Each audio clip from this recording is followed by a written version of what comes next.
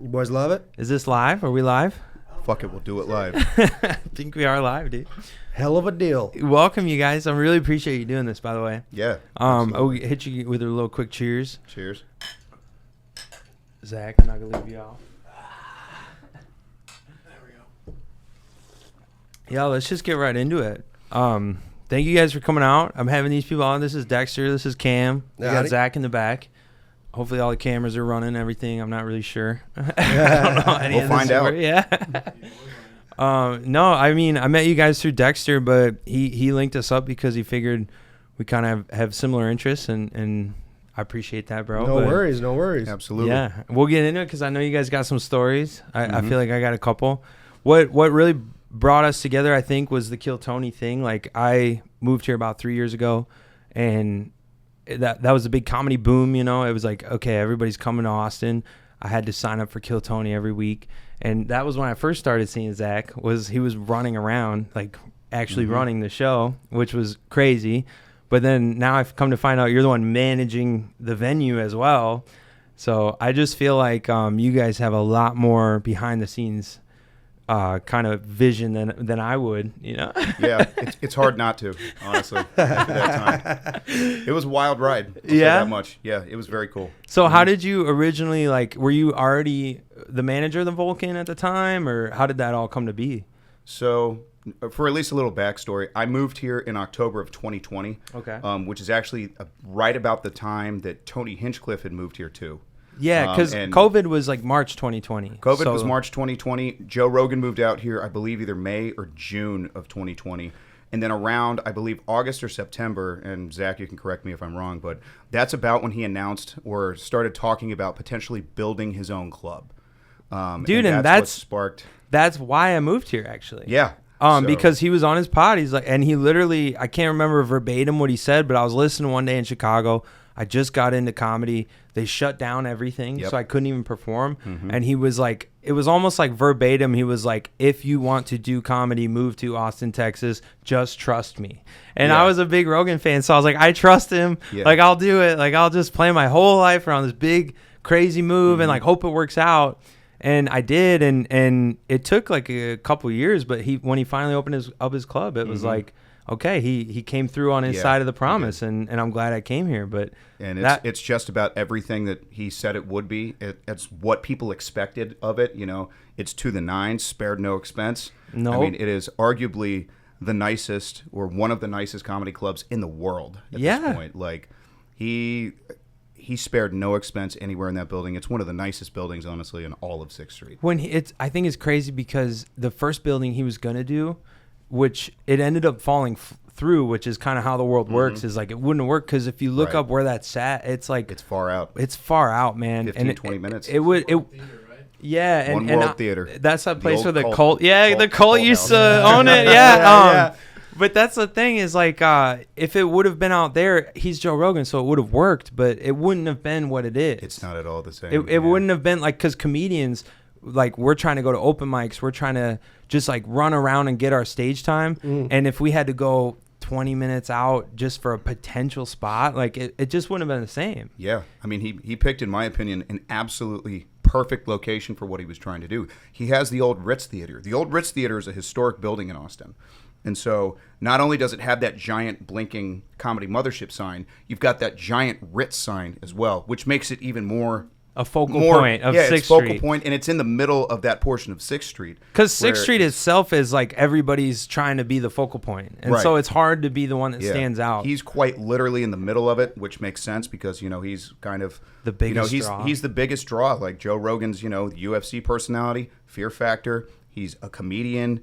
He's, you know, the biggest media personality in the world from his podcast. Yeah. So, I mean, it is an appropriate location for him and for comedy overall. Like, it's 100%. Yeah, it's one of the best places. I mean, look at all the places that are doing well now because of his club being open. Shakespeare's having a mic now. Poor Choice is having their own mics and everything. Because they like had now. mics before, but they weren't nearly a draw as they were now. Because, like, I remember back, they used to have, I think it was Poor Choices had the like pre-Kill Tony mic. Yeah. Like they did the like minute to win it. Yep. Like, are you going to Kill Tony? Come here first. Practice your minute that you're going to do there. And so they all kind of had it already, but now it's actually a sustainable, like the businesses are doing well. Yeah, absolutely. And it's all because of Rogan. So like shout out to Rogan. Yeah. You know? Rogan in his own way has almost revived that portion of 6th Street a little bit, especially on like the weekdays, because the weekdays, especially when I started down there, granted we were coming out of COVID, they weren't, they were kind of busy, but COVID had kind of killed off a lot of the business that was down there just from, Austin, relatively speaking, pretty liberal town. And so a lot of people were really afraid to go back out there, but his presence down there drew in so many people and so many people from out of town that never even considered going to Austin in the first place. You mean like people were afraid for 6th Street kind of because of the like what people hear when they hear 6th Street? No, I think more so in a sense that remember this was like 2020, like at the end of 2020, even still, people were still, this is like when the vaccine had kind of been rolled out for the first time. People weren't really sure how to go back out in public and go and actually interact with each other. And, Rogan was able to draw people out that were maybe otherwise hesitant or on the fence.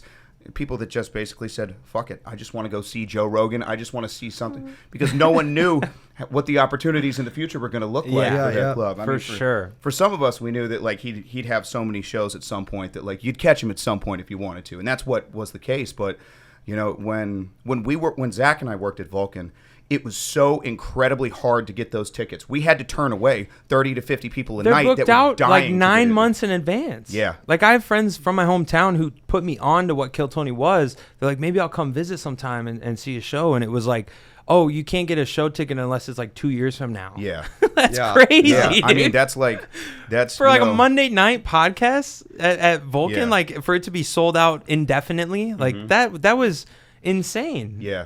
Well, this is a small story or small. So like Tony used to joke with, me, Zac, and other people like that. He'd be like, yeah, I'm the real king of comedy in Austin. The funny thing about that, though, is that I would argue these days, especially as a single fixture of a show, it is arguably the biggest show in Austin that people are dying to go to. I mean, in terms of a regular show, there's no other show that brings in that amount of talent that comes up on stage. When you talk about Mr. Beast, when you talk about, Post Malone, Sean O'Malley, you get some of these just giant guests that show Shane Gillis. I mean, all of the top comics that are going up there, I was there one night back. It was when you guys were both managing and shit there.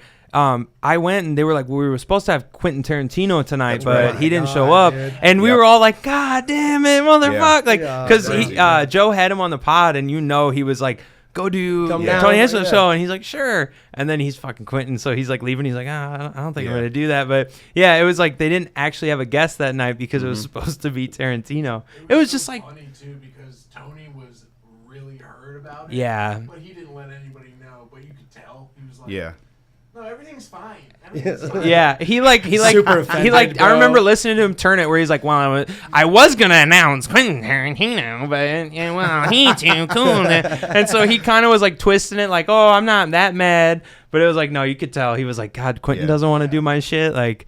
Because Tony's very, I mean, I don't know the man personally, but he's very like who he respects, he really respects, and so he was like, fuck, this guy isn't gonna come on my show, like. Must be nice.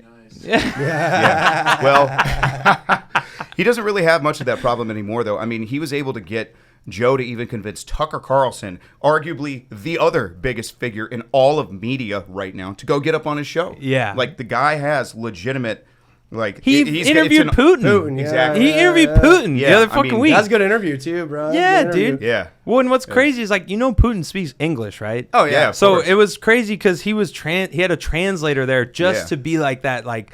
I'm fucking Putin. I'm playing way ahead of you in Just chess. like nothing by history dating way back. From Yeah. He's like, how complicated of words can I use to make the translator mistranslate this? So like, there's that layer 100%. Of he can't really ask me the hard hitting questions, But I don't know, like that. Like Tony Henchcliffe transformed the scene almost as much as Joe Rogan did. Yeah, I would like. I mean, you can even hear Joe talk about it. So Joe transform the overall landscape. He's the big draw that's going to get out all these big people in the first place. But if you talk strictly in terms of comedy, I'd argue that Tony Hinchcliffe has probably had the biggest amount of influence. And I mean, even Joe Rogan is the one who says that. It's a cornerstone of comedy. Mm-hmm. This is the show that truthfully brings out this giant influx of young comics. Mm-hmm. It's the show that brought it out in the first place. Yeah. When Zac and I first started, that show was at Antone's. So quick history into Austin. Quick lesson into Austin comedy. So There might have been one or two other clubs prior to this. The two that I know of are Cap City and Velveeta Room. Velveeta Room is where Doug Stanhope did one of his specials. And Cap City it was like late 90s or early 2000s. I remember that special. And then smoking cigarettes the whole time on stage. Like, I mean, the day he walked into Vulcan, he had a lit cigarette, and one of our door guys tried to stop him. We had to be like, "That's Doug fucking Stanhope. You don't stop him doing anything." We're gonna have to hear from Joe Rogan if we stop him from smoking a cigarette. It's like Dave Chappelle walking in with a cigarette. Like, who's telling that guy to put that shit out? Exactly. Like, who's doing that? I mean, like originally it was that, and then Cap City, which was a Helium club. Helium is a conglomerate of 10 to 12 clubs that have circuits through the country where they make deals with a lot of these comics beforehand, and they would go and do those series of clubs. And so by Joe moving here, he disrupted all of that. But what he also did was allowed a lot more clubs to come here. Rebecca, who owns Creek in the Cave, brought her business down New York, right? From New York. Yeah. So now you have the influence of New York that's also coming out here with the influence of Joe Rogan that's out here. You have a club that they're comfortable with in New York to, also give them a home base as well, or to feel comfortable being around people that they know as well. That's so well, and the Creek is crazy too, because that's the first time I saw Joe. Was it, like you said, even before he opened up his club, you couldn't get tickets because they were $30. Yeah, and we've like, I got the text like, and I hopped on that shit right away a couple years ago. It was before his club was open, so he was always at the Creek in the Cave. Right, and it was only $30. We copped the tickets. Me and my girlfriend.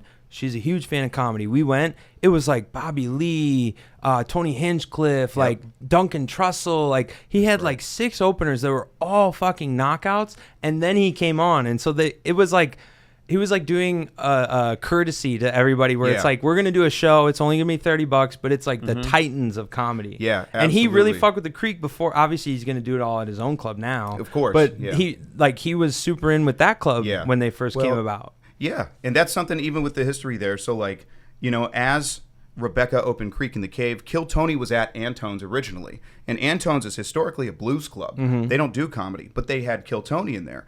And that's what sparked a lot of the comics moving out here in the first place, was an opportunity to get up in front of someone like Joe Rogan, in front of Tony Hinchcliffe, who was Joe Rogan's opener up until a point. Tony can do his own. He's an assassin. Like, obviously, he's kind of like a child of Rogan. Right. But it was like Hinchcliffe was Segura. So is Andrew Santino. So, exactly. So is Joey Diaz. Shout out Tom all Segura. Your favorite comics. Like, hey, all of these guys are proteges to some degree that Rogan took on the road initially, where their careers have blossomed since then, and Tony's finally getting his flowers. At this point. So, well, and I because like, Tony's such a polarizing guy, like some people don't get his shtick. Like, they're like, oh, he's an asshole, this and that. And like, even because I did Kill Tony twice, and they liked my stand-up, and then they just roasted me in the interview, which I wasn't mad. It's the whole point of the show. I didn't leave that and go, wow, Tony's really an asshole. Because it's like, that's his persona on stage. Yeah. It's like every story you hear about Tony behind the scenes, he's the nicest guy. He's obviously very intelligent, so it's like somebody like that is gonna play a character on stage, but then it's like, you really think that guy's like a prick all the time? Like, nobody would like him if he was. So you're good friends with Tony, aren't you? I'm pretty decent friends with Tony, yeah. So originally, my childhood best friend, shout out Andy Farrig, by the way. There you go. Cheers. Andy Farrig was his manager. He was originally his agent, and then later his manager at a different firm. And he introduced me to Tony. And then when I worked at Vulcan, I saw Tony 4 days a week. I saw him Monday for Kill Tony's. I saw him Tuesday and Wednesday for Rogan shows. And I saw him Thursday for Brian Redband's show. And the Secret Show, right? The Secret Show, yeah. And occasionally, depending on who the artist was, like, I'd see him Friday and Saturday. Or occasionally on Sunday when Rogan would do a random pop-up Rogan show. Rogan and Friends. So, like, I spent a lot of time around Tony. We're pretty tight now. I mean, I'd say that we're pretty tight, him and I. Yeah. Well, we got the owner of the Vulcan that comes into where we work all the time too. We just saw him last night. You guys told me Redband comes in there all the time. Redband's really good friends with him as well. Yeah. Isn't it just crazy how these people? Because like, I've never had money, so like somebody who's like clearly made for the rest of their life, it's so crazy to see them in natural habitats. Yeah. Like, oh hey, you're a real person still. The dude. Yeah. I forgot. Well, and Austin is a place that like. This is one of the only places, in my opinion, that something like this can happen. Because you have New York and LA, which have such big stars and personalities all the time. Like, if you go to the Comedy Store, there might be, top A-list actors that are hanging out there. You might have top athletes that are there. And you might have the same thing here in Austin. But the thing is that you can kind of mingle with these people and actually approach them and talk to them here. And it's mostly comics, and especially the comics, to me, of all of the entertainers of anything like that, they are truthfully the least egotistical. They almost all have started, most of them did not start in an entertainment background. There's not a whole lot of nepotism. There's some, obviously. Right. But it's one of those things where you're judged pretty fairly based on the merit of your comedy. Because, sure, there's some people that slip through the cracks who, might find their way in one way or another. But generally speaking, it's almost always on the merit of how good you are as a comic. Yeah. And that's what you're respected for in comedy, I think. Is like, it's, that's my observation of it. Well, and like you said with like nepotism, all that shit, like that is a part of it. But the thing about comedians is when you see them crushing on stage, I might have to pop in a fresh Zin. Let's go. My buddy We're going Brandon's to Zimbabwe so right now, boys. A little Zin or dinner. I normally have to take him out halfway through, but he's going to be so proud of me. Zachariah, you want one? There you go, Bubba. Throwing her in. But so like Dumb bitch. the thing about comedians is when you see one crush on stage, you see that not that they have ego on stage, but you almost have to because you're performing. Mm-hmm. So you see that and you go, oh, he's probably an asshole in real life. Like especially if he's financially like well off. Yeah. But the thing about those people is you always meet them, and if you've never bombed on stage, like then you don't know that feeling. But to be having everybody's eyes on you, everybody's listening to you, you're the focal point, and then you're not performing, and everybody's just like, what the fuck, bro? And they're like, it's soul crushing. It's like the worst feeling in the world. You feel like a pack of shit. Yeah, you're like, so to get off stage and go, I feel the worst I've ever felt, but I still want to get back at it. That's what it takes to be a comedian. But what you got to realize is these titans have been doing that forever. Yeah. Like for years, they've been like, even no matter how good they are, they might have a night here and there where nobody laughs and they are on stage just eating shit. And it's like, this like, okay, Ari Shaffir, great comedian, but it's like maybe he bombs one night. He still feels like shit. And so these people are usually the most down to earth because they've been humbled. Yes, they've been humbled many fucking times. And Ari Shaffir, it was at the Creek in the Cave. My girlfriend and I saw the Jew hour he did. He did a great job, but we went out to the patio after and everybody just kept bombarding him to talk. Yeah. And like she loves him, I love him, so we were kind of hanging out in the background. And then it got to a point where I was like, all right, we got to go. Like, we're going to leave. And as we started to leave, the people he was talking to stopped talking to him. And he, like, turned to us.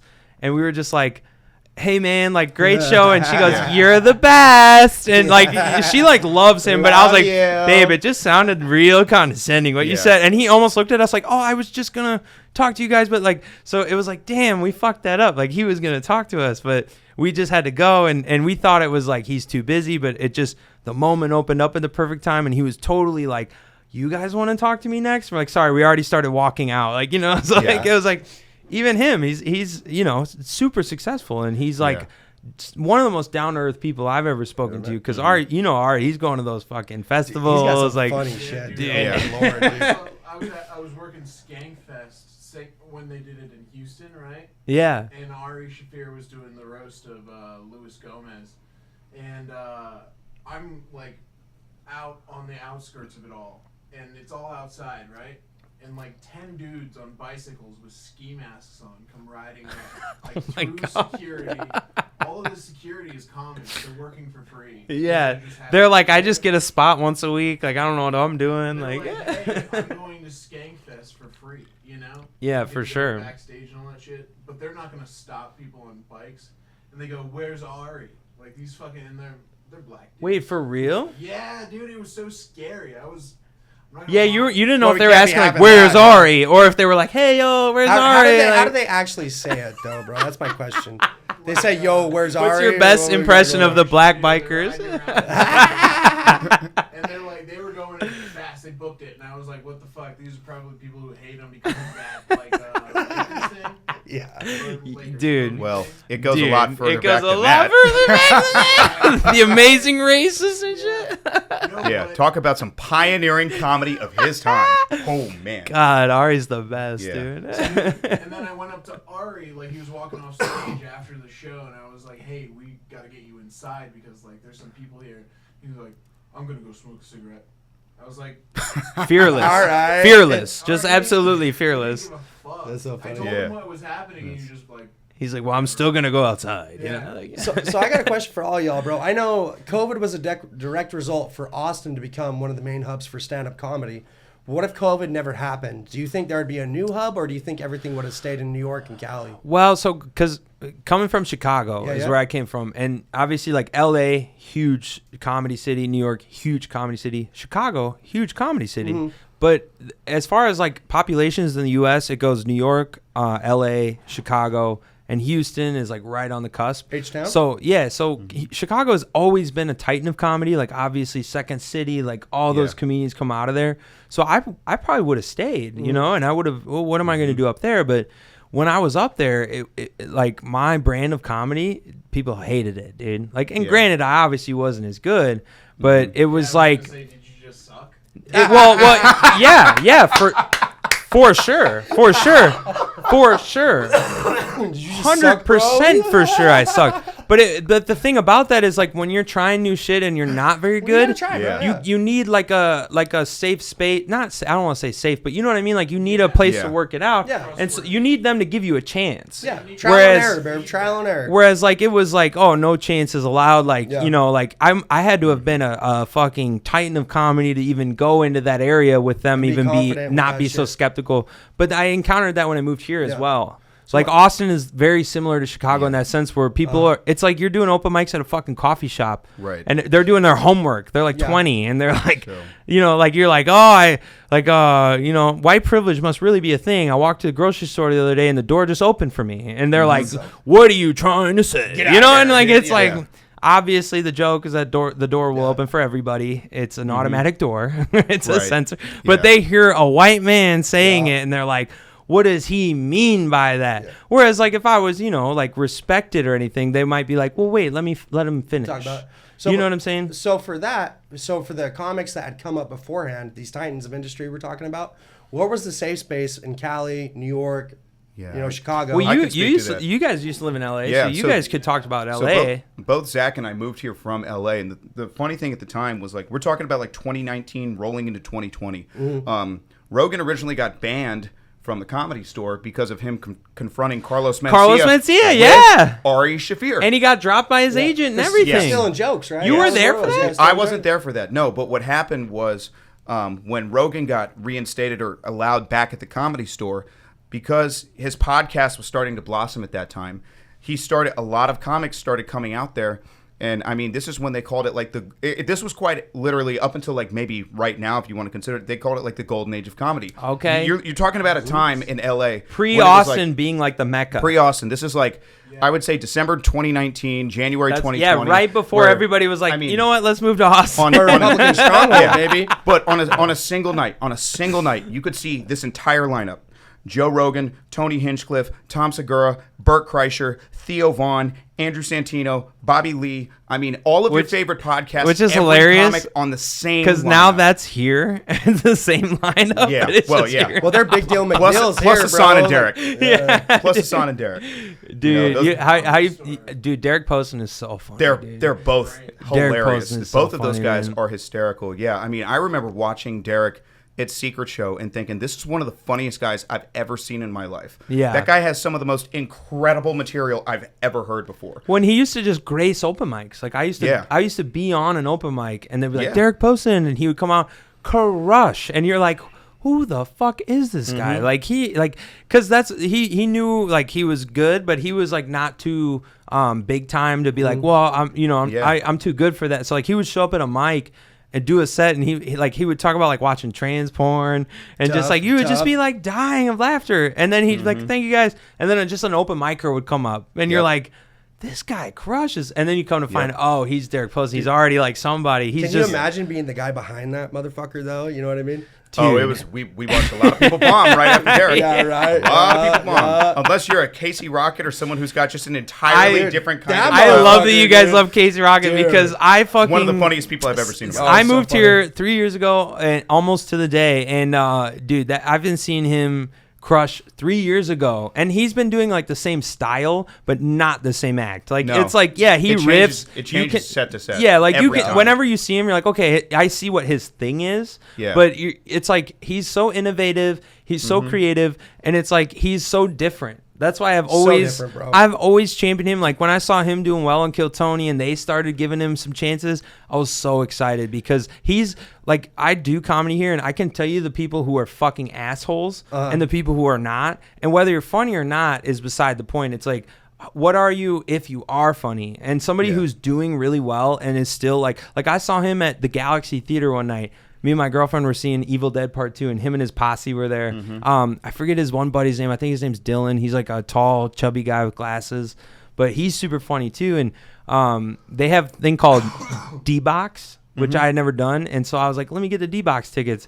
And it's like your seat vibrates and moves. Interesting. And so we were in line with them and I was like, yo, Casey, like, I've been seeing you for a while, like good shit. This was before he blew up. And I was like, good thing you're doing what you do. Like, I really respect you. But him and his buddy and I were talking and his buddy was like, dude, I would only do D-Box for like an action movie, you know? Cause like I don't think it's going to be good for this movie. And as soon as we get into the theater, the film starts. And if you know Evil Dead, they do that like pan, like to the start the film of like the spirits moving through the woods and like all that shit. And my seat was literally like panning with the seat and like they're like smacking a hammer to like break a lock and my seat's fucking like and we get out and he was like, his buddy was like, I was wrong, like that shit was so fucking like I should have done D-Box. And I was like, but no dude, it's just like when I see people and then I see them start to do well, you can tell who has always been down to earth versus who like maybe they got some success and you're like, I'm not gonna say they don't deserve it, but it's like, wow, you're a real fucking prick, Hans Kim.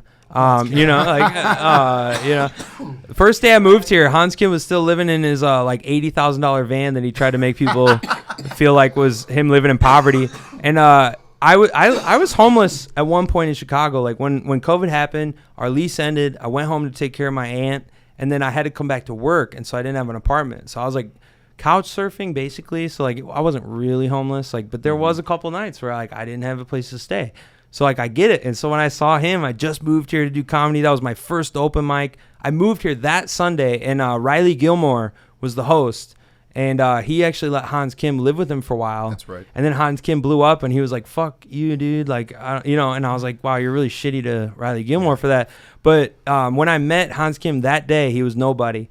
And I made a joke where he was like, well, I live in my van. And so I was like, oh, so you're homeless too? Like, I get that. I feel you. And he was like, what do you mean by that? It's all fake. Well, from that day, bro, he has been nothing but a prick to me. And it's like, dude, it's fine. He's successful. You don't need to be nice to me. But I don't even know. What- you just see who gets opportunity and who also deserves it. And some people get it and don't deserve it. And it's like, that's fine. I'm happy for you. But people who you see get it and deserve it, it's like, oh, I hope you fucking go to the moon. Like, I hope like Casey Rocket shoots off into fucking space. One of my friends. The only thing I want to say about like the Hans Kim thing, I don't know if people really realize how quickly this happened. So if you guys don't remember, when Tony moved his podcast from Antone's to Vulcan, the first night he had Hans Kim go up there and I believe do, what was it, Zach, the Star Spangled Banner or something like that, or the national anthem is what it was. He had him sing it, right? Yes, that was the first time that he had done a Kill Tony in about a month at that point. But what happened from that was that Joe Rogan caught wind of Hans and how good he is, and Hans genuinely is a very good comic. Right. Hans, like I don't, all the shit I talk, like I don't mean to say like he's not a seasoned veteran. Go fight him like, right now, dude. there's a reason he gets the shows he gets, yes, for sure. But you know? what happened is that he went from living in his van, doing open mics, doing all the same things. His Mercedes-Benz Sprinter van that his parents bought for him. No, I'm just kidding. Yes. Just joking. But he blew up so quickly because this guy went from doing open mics to arenas within 2 months. 2 months. Exactly. 2 months. But that's what I'm saying. I was there for that. Like I remember like, him being nobody and being like blah blah. And then there was another night, like it was right when he started blowing up. Like a couple months went by, and God, I feel bad that I forget her name too. But there was this girl. She did like a joke about like her boyfriend having to sleep on the couch, and it was like, well, where's Dad gonna sleep? And Tony loved it. Yeah. And Brian gave her a spot on the Secret Show, and like, Is it Bianca? No, it wasn't Bianca, but this girl was cool, and I started at all the same open mics as them, and then like fast forward a couple months, she's doing great shows, but he was doing like arenas for Joe and shit. It was Joe would take 2 comics on the road with him. Those 2 comics were Tony Henchcliffe and Hans Kim. Yeah. Hans Kim was opening arenas. of 15,000 or at the very least from 10,000 like 20 people open mics. Exactly. So Within good. 2 months. Kudos for him for fucking you know, making that transition. I'm a nervous wreck. I probably wouldn't. Yeah, be able I mean, to, for all the problems that he does have, or the way that he might treat people and whatnot, I mean, I would challenge any normal person. Which, let's be honest, how many normal people are doing comedy? Yeah. Not a lot. None of them. Not a lot. That's very but, fair. With that being said, like, I mean, take that and like that quick of a rise to stardom within your respective field. At that, I mean, at that time, nobody had done that. The only person I think these days who's even remotely comparable is probably Cam Patterson in terms of how quickly he's he funny, caught fire. man. I saw him 2 That's weeks the after Tony he moved Hinchcliffe here. effect, man.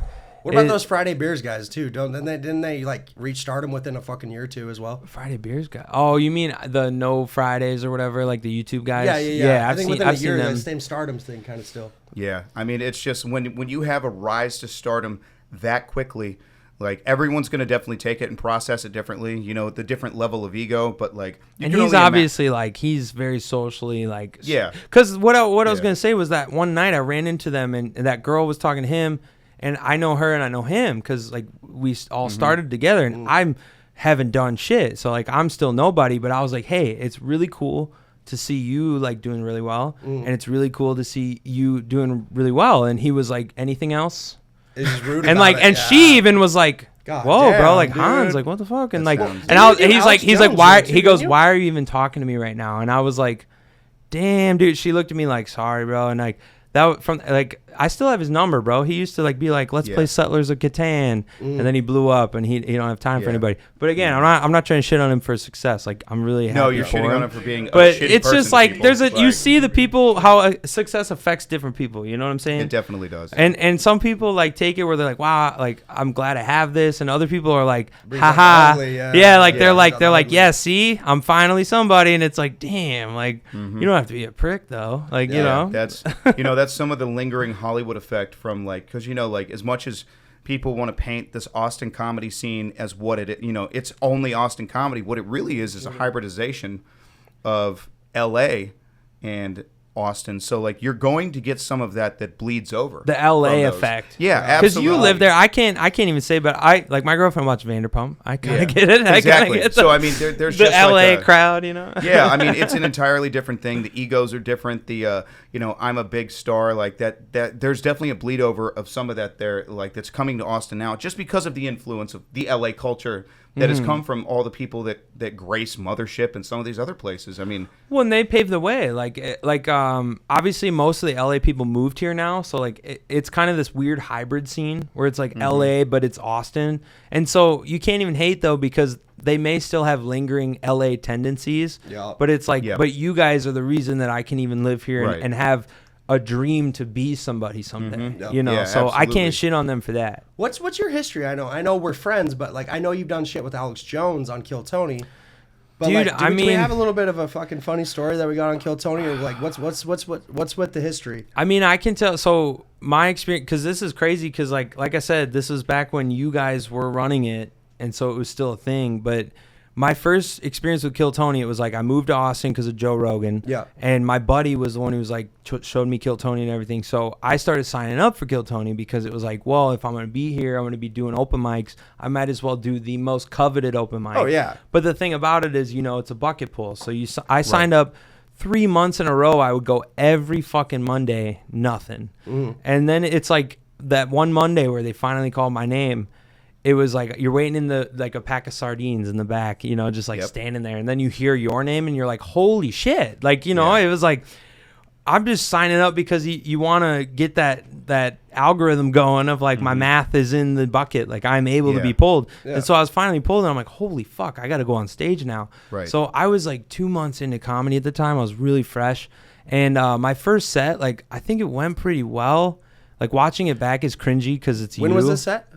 Dude, this is like 2.5 years ago. 2.5 years ago. This would have been like July 2021. This is before the Sandy Oak shit. Before Alex Jones went like super crazy. No, not before the Sandy Oak shit. It was definitely after, but it was after. before the lawsuit. It was Okay. before they Yeah, were it was like, definitely you owe before us the $1 billion. Okay. So, Yeah, right, So it dude. was, that was Oh my he God. was still That like guy a polarizing guy, but it was before like he was like so fucking hated. And so I remember I was in the audience, Alex Jones is the guest. I'm like, holy fuck, like This guy, no, he's super not known, but his name's DJ Solo. He's like a DJ from Chicago, and me and my buddies used to bang his mixes. And he has this one called Breaking Bass. Like instead of Breaking Bad, it's like Breaking Bass, and he does like Alex Jones remixes on it, where it's like him doing a rant, and then it's this crazy dubstep drop. Yeah, basically. And so like the song was called Alex Jones Rules.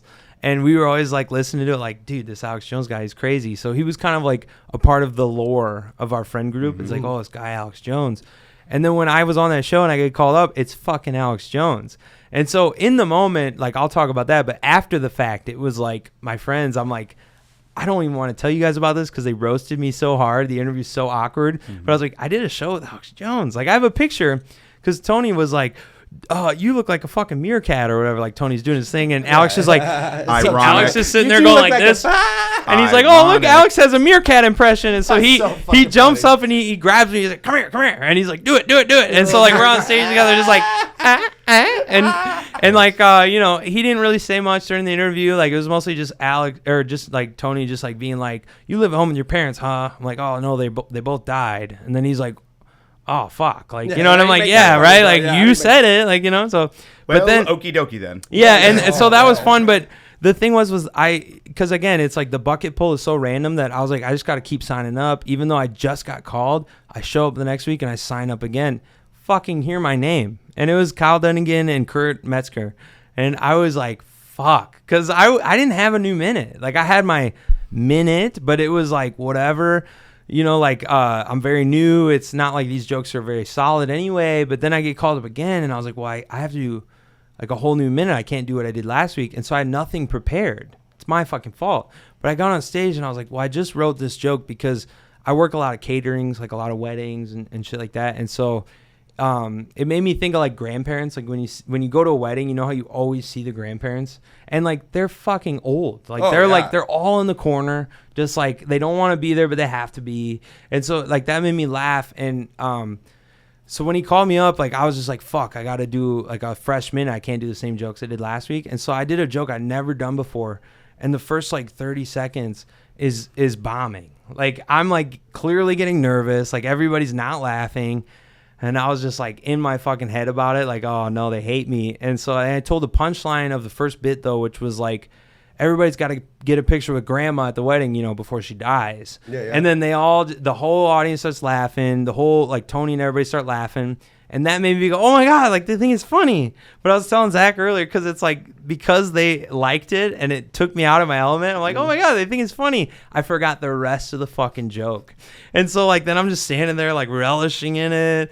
And then I'm like, grandma's okay or whatever. And like, they're laughing. And like, I say the same, like, because she might die, like, because I'm trying to get through the minute, right? Yeah. And I found the minute's over, and Tony right away, he clocked it because he's such a pro. He's like, so did you mean to like do that at the end there, or like what was that? And I'm like, dude, I got nervous. I don't know. Like I was like, I forgot everything I was talking about, and like, but again, in the same fucking interview, a week later, he's like, you strike me as a guy who lives at home with your parents, and I was like, no, like. Remember we talked about this last week, like they died, like and he's like, oh yeah, you're that fucking boring guy from last week, and I was like, God. Oh no, like I'm like, they fucking hate me. And so I was so fucking nervous and so awkward. Like I don't tell people like, hey, look me up on Kill Tony, but it was worth it though. I did do it twice, like.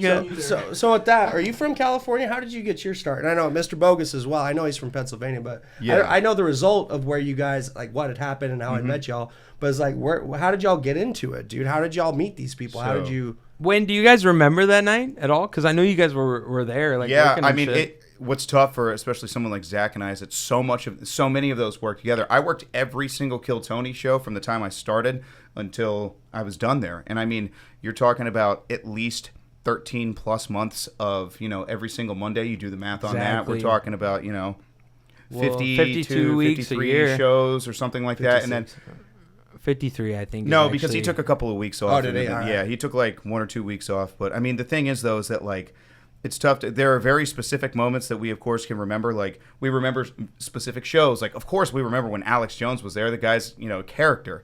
But I mean, well, because you asked me, you're like, was it the time with Joe and Duncan and Alex? And I was like, no. Yeah. I was actually there for that, though, because that was one of the first weeks I moved here. And it was back when they used to not let the comics in yet. Yep. And they used to keep them outside Right. of the Vulcan. And so I saw through the glimpse of the door. Like, I saw Rogan's fucking bald, shiny Yeah, head, bald like, ass sitting there. And I was head, like, oh, my God, that's Joe. That's the reason I moved here. Like, so that was that week where Duncan, like, I saw Duncan, too, who I love Duncan Trussell. Like, I fucking connect with that guy so well with what he talks about. And so I was like so hyped. And then like 10 minutes later, it was like, well, Duncan and Joe had to leave. And Yep. God damn it. Everybody was tripping balls. yeah, dude, they did.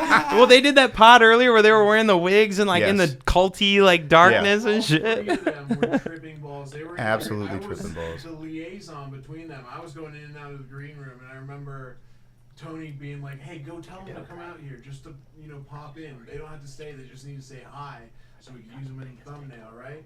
So they pull fucking. I go up there and I'm like, "Hey, Tony wants y'all on stage," and they're like, "All right." Like Duncan's like, "All right, I'll go up there for a second." Well, because that was He the throws thing was hands up he too, kept bro. because when Alright. Duncan dipped out, he was like he was on stage for like 10-15 minutes, about. and like he was clearly like tripping balls, but nobody really knew. And then I remember he goes like, "I got to go to the bathroom," Yeah. and Joe's like, "Let's get him to the bathroom," and then he never came back. never came And back. it was like, They didn't oh. specify which bathroom, bro. Yeah. It's like bathroom in my house, bro. It's like, Yeah, he basically get was me like, the fuck "I gotta outta go real quick," and then he's like, "This is my moment. Like, I'm not coming back, dude." Well, and then Joe left after that. Alex is up there by himself, and at some point through the middle of the show, grabs Joe's mic, grabs his mic, and both of them paging Joe Rogan. I through heard the that. entire I heard building. that from It the was fucking- the funniest thing he's ever done on Kill Tony. Was the both mics up on his face? At the same I heard time. that from the pack of people like outside. Like it was like paging Joe. I'm like, damn, where did they go? You know? Like, They're fucking I-35, bro. Just boogieing, bro. They're- There was a moment during Motley that Crue. podcast where Alex Jones had two bodyguards. Rogan usually has two bodyguards. Alex Jones' bodyguards look like soccer dads. Like they're fat. They're like, Because Rogan has straight up Navy SEAls. Like, Yeah. like Yes. fucking. he's got those Yes. Blackwater motherfuckers. But Alex Jones has like legitimate like people who could play Homer Simpson in a live action. Yeah. I'd be like, I'm his bodyguard, bro. Right over Alex here, is bro. like, Yeah, don't worry, yeah. they can beat ass. They don't ever have to. That's they why just- they they look just that eat way. ass, bro. That's He's all. got a bunch of Dexters over Yeah, there. he's got like- just two Dexters, bro. So Alex is sprawled out on the stairs like he's falling, but he's just laying. about this. He's just laying on the stairs like a star. And he's got a bodyguard at the bottom of the stairs and a bodyguard at the top. But I work there and I'm going in and out, so they let me go through. And I walk down and I'm like, "Are you okay? Do you need anything?" Water? Alex?" And he's like, "No, I'm just tripping balls." He's like, just don't put me on Infowars right now. right. You know? I Like, was like, "Do you need a water or something?" He's like, "No, keep fighting the good fight." Oh my God, dude. He said that exact same thing to me when he I was gonna say that That's- sounds like his like go-to. He's He's just like, fucking- keep it fighting is. the good fight, man. That's That's- his like, fuck off, leave me alone So shit. funny. Yeah. When I first met him, I think it was that same night, and I came up to him and I was just like, "Hey, just so you know, like, I'm the manager of the club. It's an honor to meet you. I'm so happy that you're here tonight." And he was like, "Nice to meet you, brother. Always good to have a good man in the fight." Like you're on the front lines ready to die for him. It's You're like like, World War II Yeah. in the Yeah, trenches, okay. bro. yeah, you're like, I'm just the manager of the club you're at right now. calm He's down, like, buddy. good to know that you die for me, man. Like, you're like, I didn't fucking say that. that's exactly Holy who I shit, am. dude. Like, yeah. Nothing feels quite as good as that, though. Yeah. That made me love Alex Jones despite all the whatever he spreads. I'm like, I love this man. He's a people I really person. don't think he's ever been really wrong with shit. It's just how he says it, bro. Well, Goofball. he's a goofball, bro. You got to remember, because like I'm not from Austin. I've only been here about 3 years, and like people from Austin remind me his radio show was like based around here. You He know? did it, yeah. Like in the 90s and the early Yep. 2000s. So like before Alex Jones was a household name, he was that guy. Like, Yep. and you're right. He's like, they're turning the frogs gay. They're like, what the fuck's he talking Yeah, what's about? he talking And then about? they're like, studies will show that the chemical dumps frogs. are actually turning the frogs homosexual. And like it was like, oh, so. Bohemian Grove too, bro. Well, Everything else is yeah. like that, Basically, it's like 2 out of 3 ain't bad. Meatloaf Yeah, said it 23 first, ain't bad. dude. He's batting over 5,000. Yeah, it's like, you know, okay, so yeah. Sandy Hook, $1 billion, whatever, you know. What'd they settle on that, by the way? $1 billion. It wasn't. They settled on $1 billion. It was like a ridiculous. Dude, that poor. They fucker, got that dude. guy, dude. Do you think he's actually paying that back? I mean, Well, that's you gonna know, be fought in court for the rest of his life. Exactly, but that's which means he's never paying. That's it. why they put that number though, is because they were like, we want people, the normal people to be happy. Like most people were like, we heard Alex Jones sucks, we hate him. So like, if we stick him with like $1 billion fucking lawsuit, then people will be happy. It's not like he's ever gonna pay that. No, but it's the and- fact that the people get to go, he lost. He lost. He's you know? I bet if also he was as in popular Iowa, ever. dude, I don't think you would have been sued, bro. But being in Austin, yeah. He's as It's really- popular as ever, man. Yeah, and that's the thing is like Austin became the liberal hub of Texas Yep. because like Dallas has liberals, Houston has liberals, but the other two big cities like those are more red than they are blue. Whereas 100%. if you look at the nation, every fucking city that's a capital Any is going to be metropolis, blue, yep. Any and then the metropolis. rest of the state is red. Yep. Like Chicago, that's where I came from, is like red everywhere you go, but it's a blue state Yep. because of Chicago. Have you guys been to any small town in California? Oh yeah. Those are the most hillbilly motherfuckers I'd ever Really? met. My lord, dude. Ironically, though, go into the hood in L.A. and ask who they go up for or who Trump, they bro. would. Yeah. They love Same Yeah. with They Georgia. love Atlanta, Georgia. After that Fulton County fucking picture that Donald had, dude. Dude, Donald's a gangster, dude. He's He's like, gangster, bro. he's like, oh, I only He's got a a year baller, left.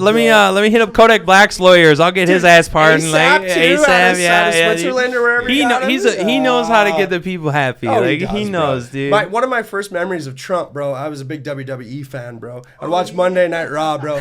He came on one time and he dropped a bunch of dollar bills through the stadium, bro. And then a couple years later, he was our president. I was like, I can stand behind that. Yeah, dude. for sure, dude. Yeah. Well, and I watched it was a video of this like Buddhist monk who, you know, they sit there in silence their whole fucking life. They're so meditative.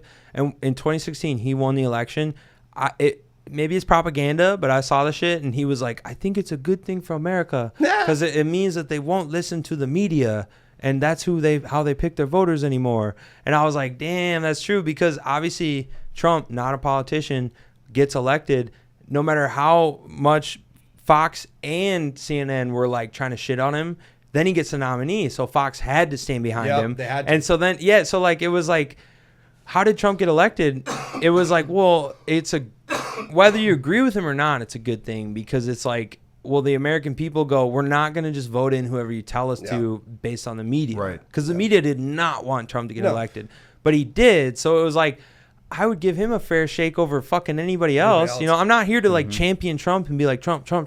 Like my brother wears MAGA hats, you know, shout out to him. But I will. Trump 2024. We out here. If somebody can give me a pair of them sneakers, I'll fucking rock them. But like, you know what I'm saying? Like, it's just like, it was a good thing to have somebody who is not a paid puppet from the politics. Like, he might be a paid puppet from something else. He's already But got his money, bro. The problem is he's so polarizing. So you either fucking love him or you hate him, and that's the issue. Well, and what's crazy about this election that I'm like really curious about is like everybody hated Trump. That's why they elected Biden. And then Biden is, you know, Fucked everything like up. you never like most presidents get their second term. But that's why I'm so excited for this election is because it's like everybody hates Trump so much, but everybody also hates Biden. So it's like, do you really, as an American citizen, want 4 more years of Biden? There's Look at so fuel many prices people- and food, dude. I would so rather many people coming anybody up that voted else for Biden that will not do it again. And Thank God. Exactly. I would want anybody else. So it's like if you're going to make Trump the nominee and that's who he's going against, yes, I would want Trump. Like anybody over Biden. Like it's not that it's like, yeah, Trump. It's like no one wants 4 more years of a guy who can't even fucking like stand in front of a camera String for a 5 sentence minutes. together. Dude. Dude, honestly, I'd preach Rogan. Dude, I'd be a Joe Rogan, bro, for like president. Well, Yeah, the but thing he is doesn't want to be president, he bro. He thinks there should He's- be no Those president. are Yeah, the best he's- presidents, though. yeah. The people that don't want to be. No, in I agree, charge. but that's like when people were like, maybe Dwayne the Rock Johnson. And Fuck it was him, like, dude. yeah, it's like, are you kidding me? Dude, You would yeah. rather that than Trump? No. maybe he's- Schwarzenegger, bro. Maybe Schwarzenegger, But not just for Rock. California, you know? Yeah. Just I'm for a Cena Cali- fan, dude. Just bring Cena on before. Nope, The he's a Rock, bro. Chinese asset. We can't have him. Who is that? John Cena. John Cena. Yeah, dude, he's like, a he's Chinese out here. asset. He literally the next day he's like, go sorry, come Yeah, on, he's so well, like bro. perfect Yeah. fucking Mandarin, being like, I'm sorry, I acknowledge Taiwan as a country or whatever. Like it's right, like. dude. It is a country to the rest of the world. Yeah, It's right. just China that Where- says it's not. And he's like, sorry, everyone in China that I said it was. Like, it was like, oh, you're a puppet. Where Yeah, are people I like asking Vince the McMahon. questions here? Where When did you learn Mandarin? Where did that come Well, from? actually, Vince Vince McMahon. McMahon, Yeah. So Yeah. WWE was so big, and that's why Vince Did McMahon Vince is. teach him himself? What happened here? They're trying to, they're Maybe trying- he fucking yeah. did because he speaks Mandarin too, bro. Yeah, he's a businessman. But it was John literally Cena's a business. puppet. It was literally Yeah, he's a WWE. puppet, It sounds crazy, but John Cena actually already knew Mandarin. So it sounds Really? like he learned it for that, but he already knew Mandarin because WWE is like a titan of entertainment. They wanted to branch out into other Going to China, medias, China. and so Yeah. he learned Mandarin years before he had to actually. Just because like Vince McMahon was like, you're one of our big guys in this Yeah. business. You gotta be able to. Yeah, absolutely. Did you guys see Ricky Stenicki?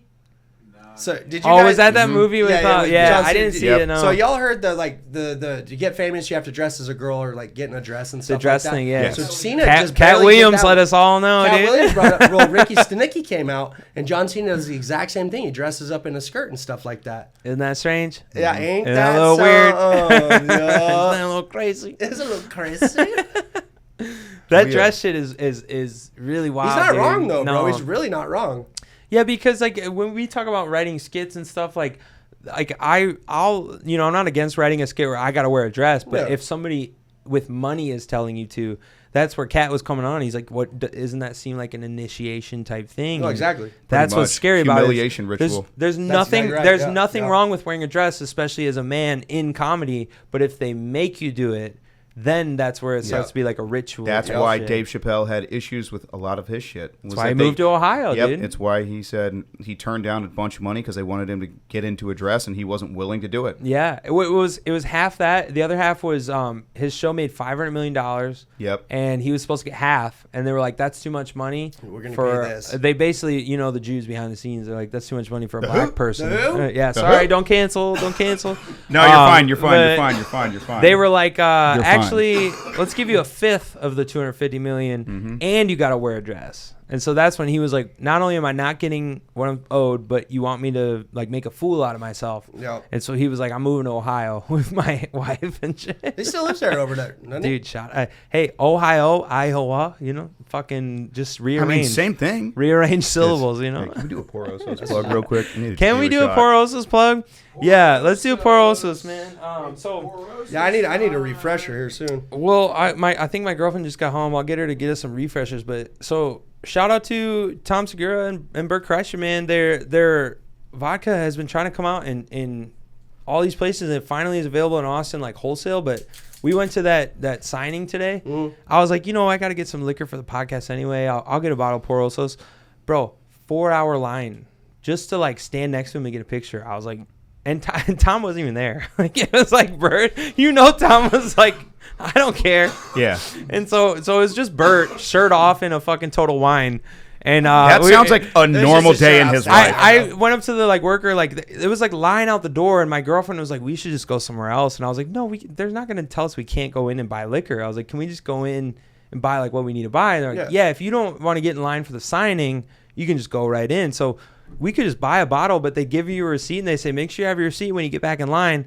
I was like, "You think I'm going to fucking wait in line for 4 hours for a signature?"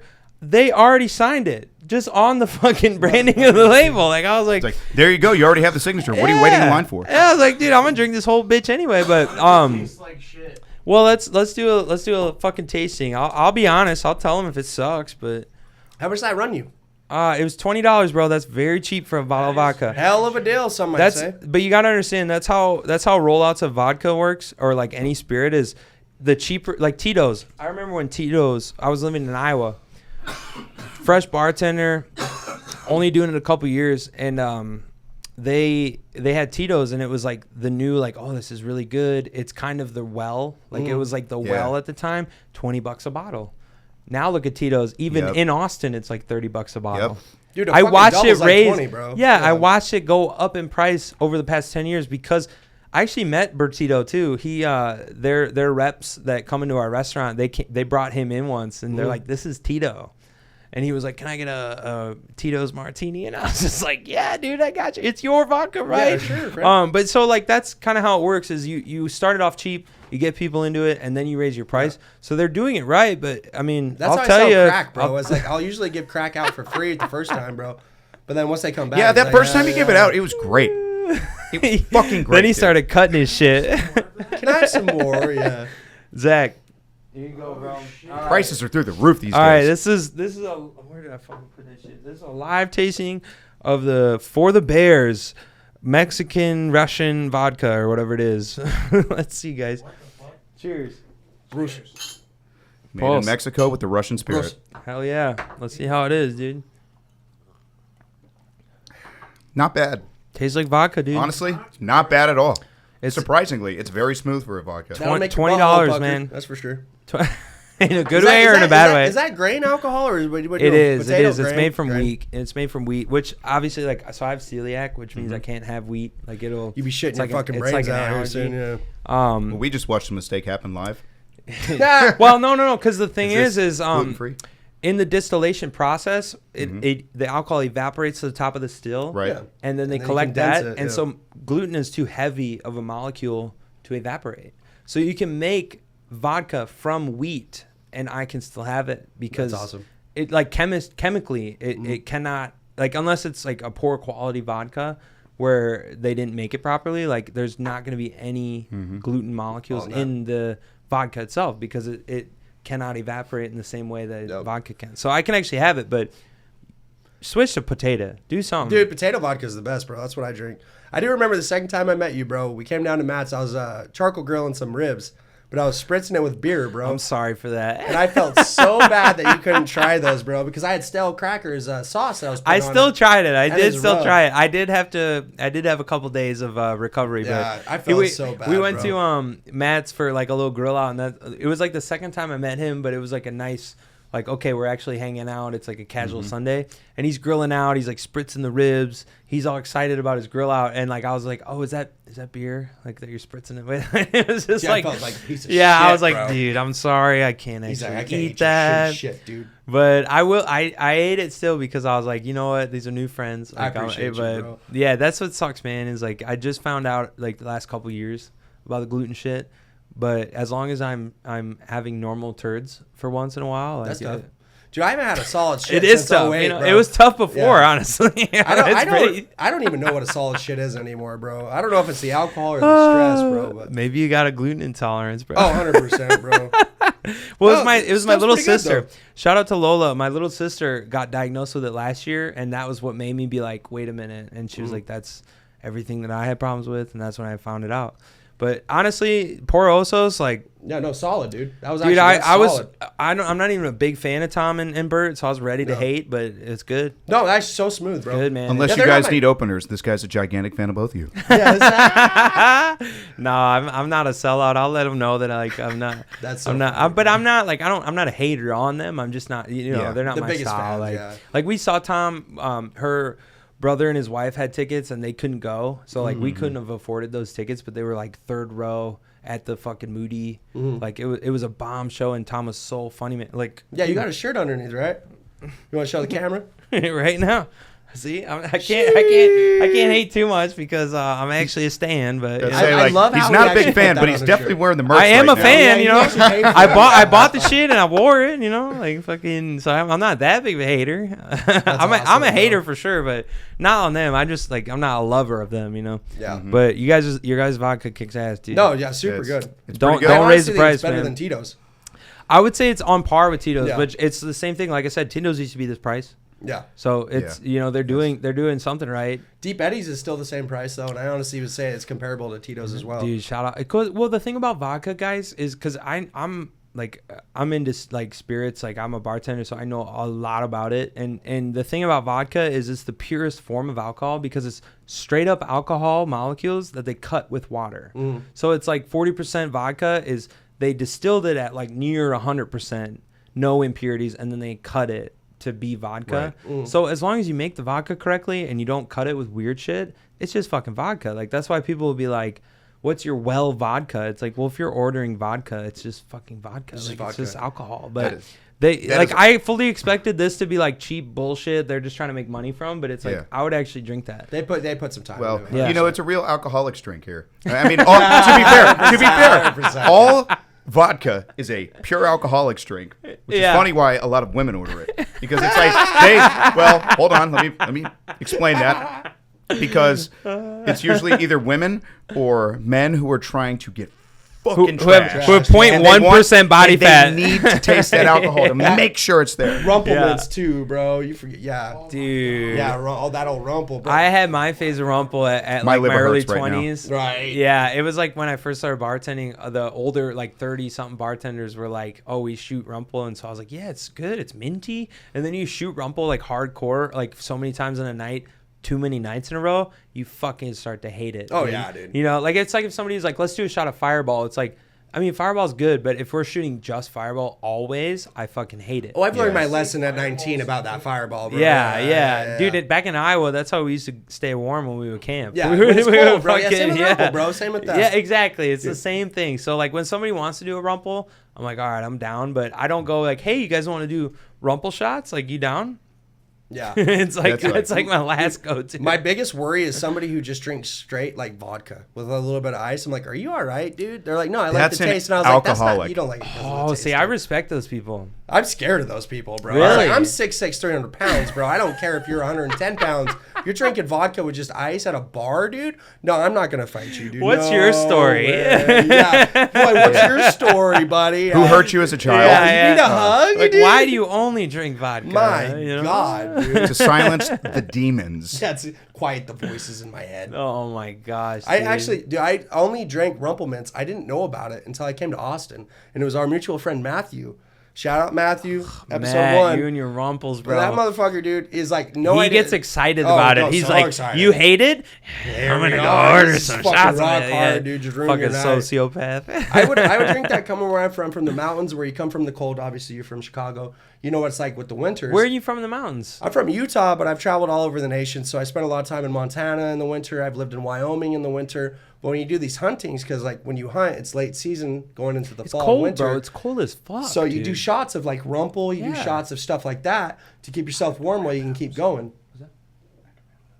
Oh But yeah, Continue. no, that was it, dude. I don't know if That was it, sorry. That was, Shit or something? No, I have to wrap it up soon. is what I'm saying.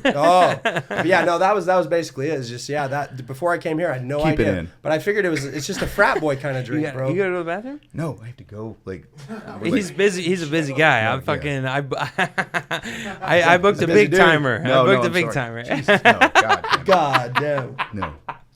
No, dude, I This get is exactly what you're saying. It's like when you're whether you're hunting, whether you're camping, whatever you're doing, it's like not only the alcohol, but that whether it's the cinnamon or whether it's the fucking mint from the rumple, like something about that, like really just like pulls you in to like, okay, I'm not too cold or Yeah. I'm gonna die. It's Or I'm drunk enough where I don't give well, a exactly, fuck, yeah. dude. It's not just the alcohol. It's like that freshness of it makes you be like, all right, I feel okay. You know? Yeah. It's like when you get Absolutely. hypothermia, they say you feel warm actually. Yep. Like it's like that with like Rumplemans. Rogan talks about one time with somebody on the Titanic that was just a worker or something like that that knew it was going down, so he got drunk as fuck before it went down, and that actually is what saved him. Yep.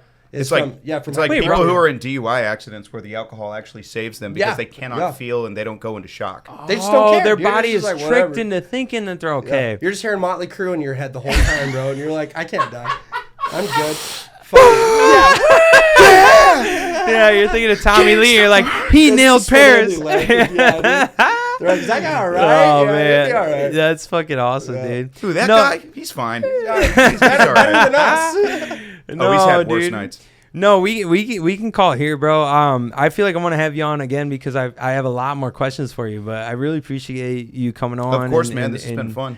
Shooting the shit, Dexter, bro. Yes, sir, bro. Fucking Zach, dude. We got to stand in Jamie for the meantime. It's fucking. He's the better Jamie, bro. 100%. Yeah. Don't make Joe Rogan, man. Don't make our higher power, man. He You do know. whoop my ass too, bro. He come knocking at my door. He's all painted One up leg as, kick. Like, my fucking wall. Dude. He Yeah. opens his eyes. Like, what'd you say? I heard you were talking about my boy all Yeah, wrong. I was- If you do it again, I'll stab you in the face. I mean, if that's the case, then it's like, oh, you heard about my podcast? Huh? No, that's cool. You heard about me? Don't hit me, dude. Please, I'm sorry. yeah, dude, don't. You can do whatever you want to me, but you Don't found me, wake right? the bear. Yeah, don't wake the bear. Don't wake the real bear, not the fucking two gays, one That's fag so funny. for bear. You know. Before you peace out, you mind if we do another shot? Let's can let's do do one it. more. We'll do We one can do send one off, more. dude. You Let's do a don't send have a off. lot. You don't have any friends. Where are you going, dude? What you got He's a going busy on? fucking guy. Well, I dude. got you as a friend, so obviously I got Nah, friends. You're my buddy. He's bro. going to hang out with Tony Henchcliffe, dude. He's Yeah. got other shit to do. Yeah, you know, there's a lot of famous people that keep hitting me up, blowing me up right now, and you know, I decided to drop in with these great group of guys and everything, which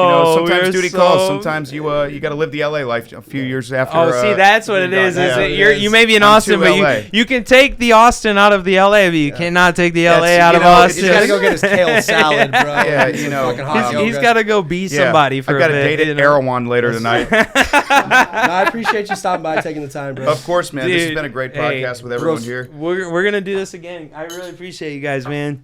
Shout out to Port Oso, shout out to Joe Rogan, shout out to Dexter, shout out to Cam, shout out to Zach. Thank you guys for coming, dude. Yes, sir. Yes, sir. Thank you Yeah, for it's been listening fun, as bro. well, everybody. Enjoy your fucking evening or whatever. Bye, Daddy.